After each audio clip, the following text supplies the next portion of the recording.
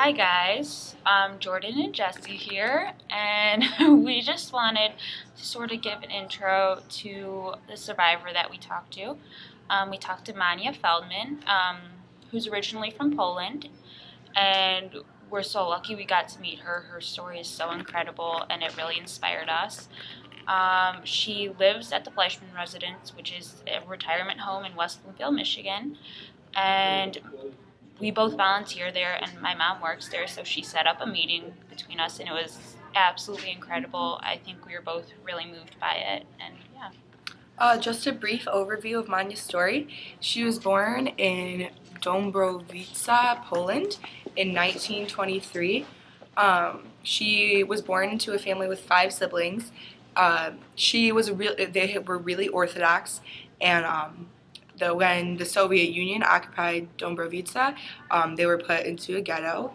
Um, she managed to escape from the ghetto before they were transported to camps and lived as a partisan in the woods for the rest of the war.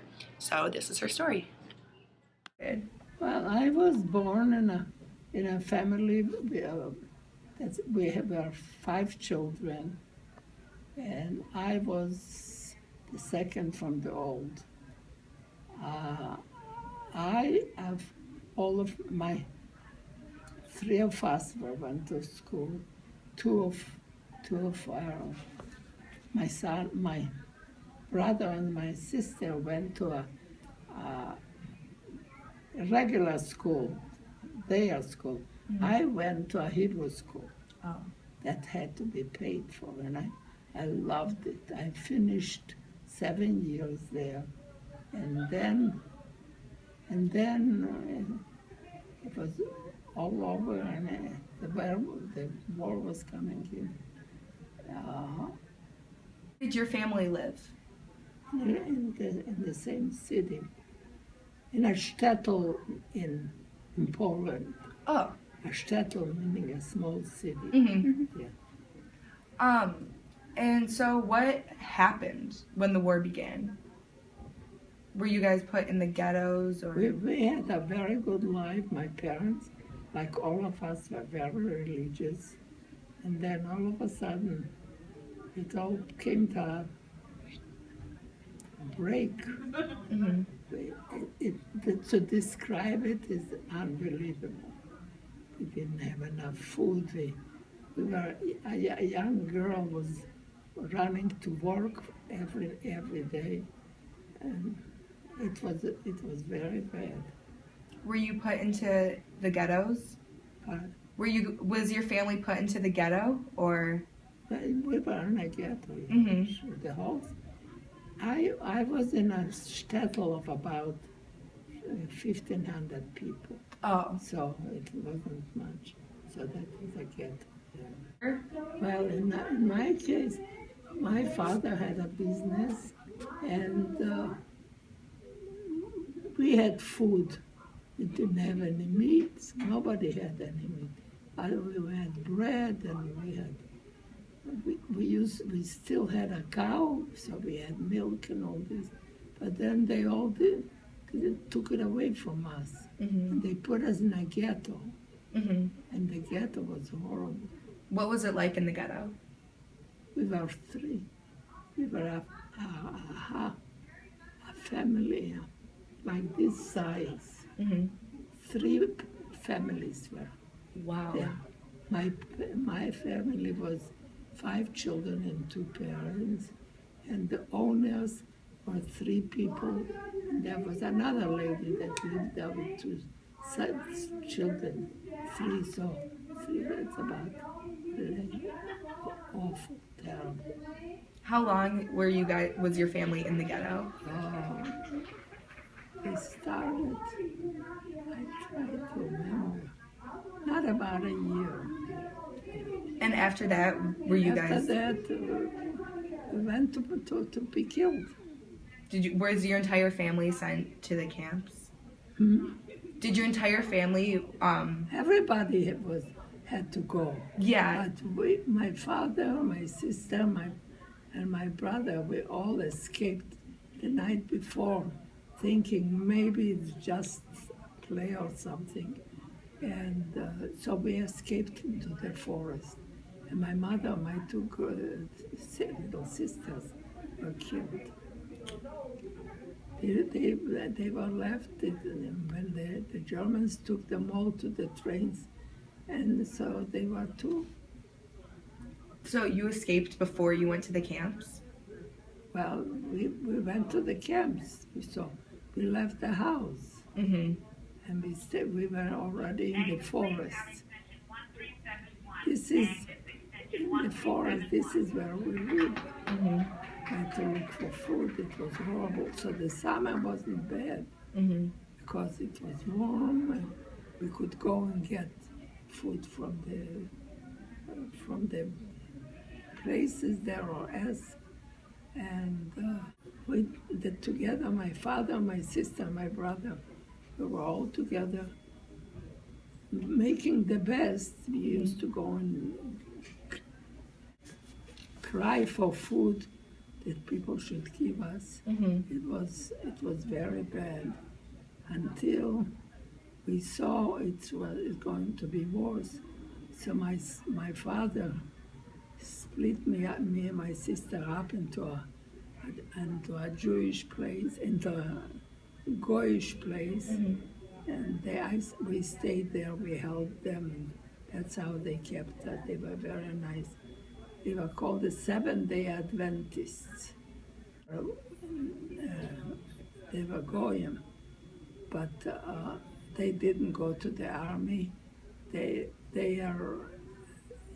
Sunday was not Sunday. They celebrated Saturday. They were different people, but they were very nice. So we entered that place, and my sister and myself, they told us that we cannot be together. So my sister and myself, we worked. They gave us some work. My sister was a waitress, a seamstress. So she was working on that. And I, whatever it was done, I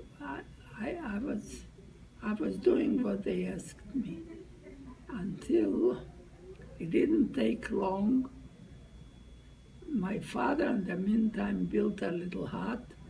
So because they thought they would stay there over the winter.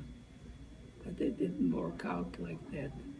So he came running to us, telling us that he found a place of partisans that are a huge group of about, I told you, like about 350 people. Mm-hmm. And they are scattered all over. And they are willing to take us, because usually girls they wouldn't take. They took us, so my sister and I worked together. She was doing some merchandise what they had, and they put into a group of people who were sick. Did you hear the sickness? Typhoid fever. Mm-hmm. Terrible. I caught it. I was helping with them until I caught it. Oh. And I caught it. I fell into the Germans with my sickness, but I didn't know. My brain wasn't working. Mm-hmm. So if my brain would have been working, I wouldn't have been able to stand out the pressure that I'm here. The Germans are going to kill me. Mm-hmm. And it was one guy took me aside and he asked me in German. I understood, but I made it. I didn't.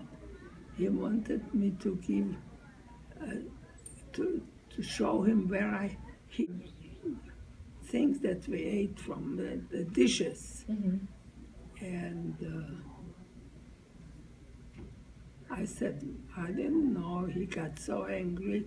He was ready to take out his gun and shoot me. So all of a sudden he got a call that they had to move. So they had to move there. And I stayed with another group, and they were very nice. But my brain didn't work. Mm-hmm. I knew they are Germans, I knew I'm Jewish, but everything was very strange. Did your sister and father go to the new group with you? My sister didn't have any much work there, so they sent her to where my father was. And my father and my brother and my sister, they worked there. They gave them rifles, and they were regular soldiers. And they came to see me once, and that was about it. Then they told me that they are moving all the way to the Carpathian Mountains. And that's about it. And that was the last time I saw them. They were killed. They were all killed. Um, The group was about 300 people, so about 150 were left. And I came out alive, but my parents, my father, my sister, my brother were killed by the Germans. so, did you reconnect with any like extended family after the war? Pardon? Did you reconnect with any like extended family after the war, like grandparents, No, cousins? nobody was there. Everybody was killed. There were no grandparents, nothing. Honey! Let me get a second. That's matter. So I got into a group of strictly Jewish. We were about 90 people. They were all from a small town, and they brought small children and wives. And so I used to go out on things to work against the Germans. What we did, we were oh, I'm trying to. That was the thing that.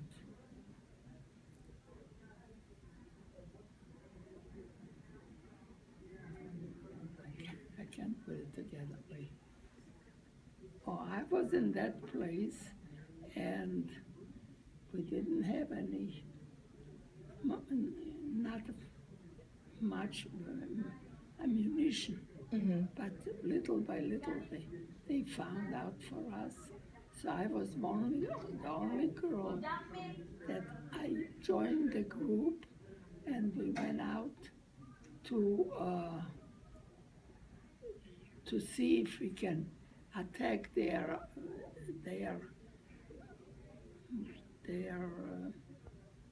things. What they were doing, they were, if if we could, we tried to destroy their ammunition, whatever they had, not ammunition, but things that they used. So then it held them up for about a week. So so that's what we did. That's amazing. It's here I'm talking to you. It happened just like, oh, they did this and did that. No, our lives were hanging on A thread. yeah. So that's what happened. I stayed with that group, with the Jewish group, and I liked it very much because they were my own. And we stayed there until the war came to an end. But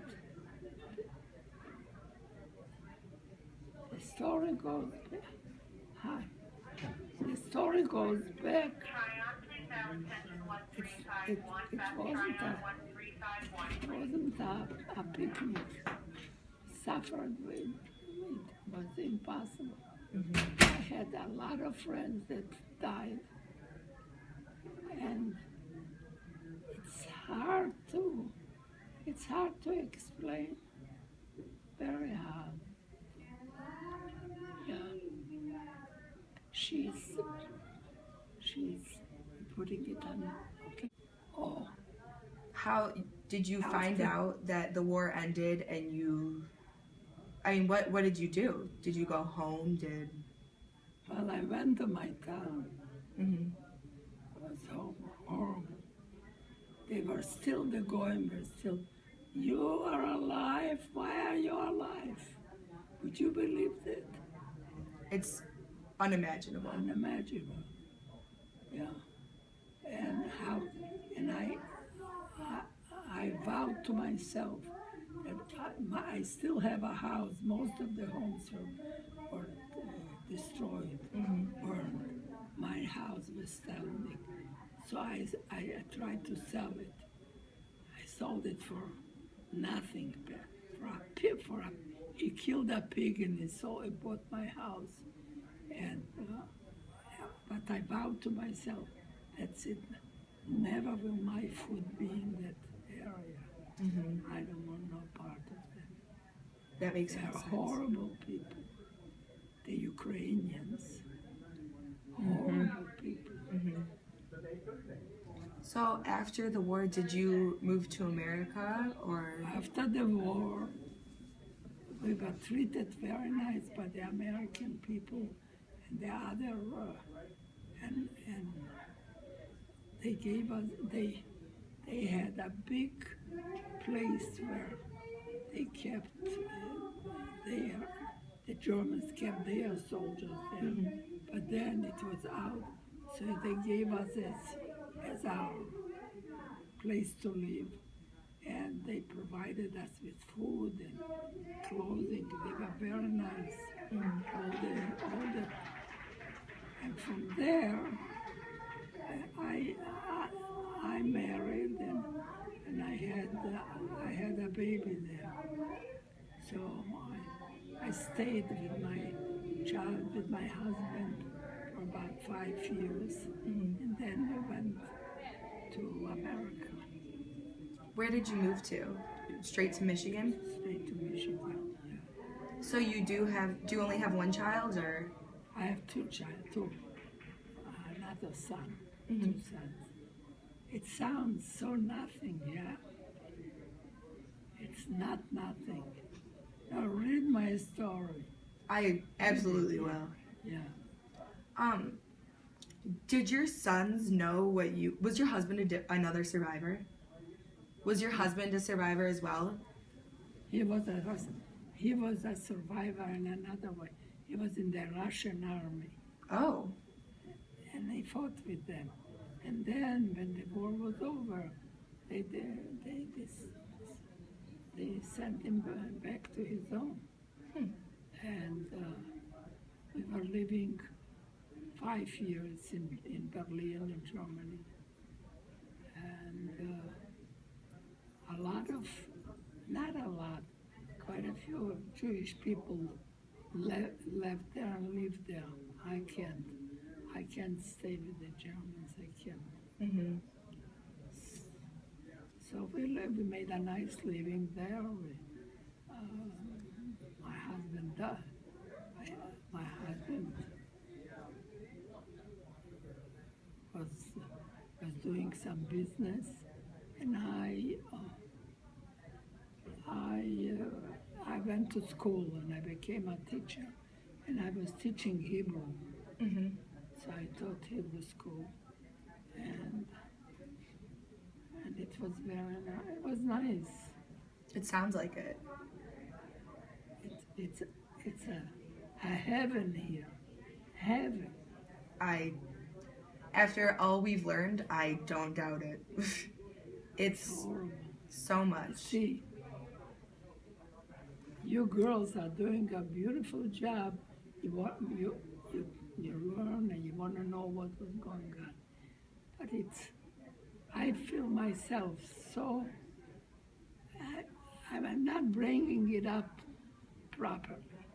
I cannot, I should be able to talk about it more.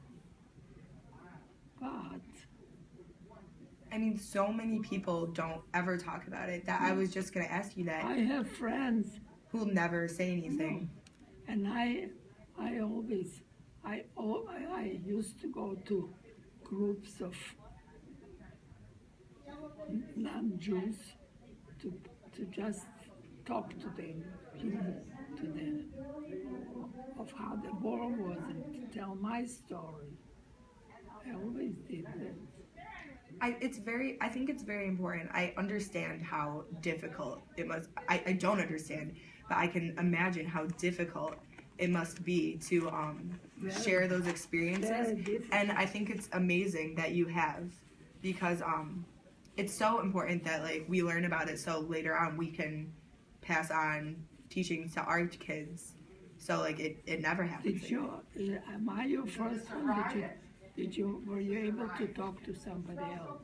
Advice you could give to children of our generation about the Holocaust, what would it be?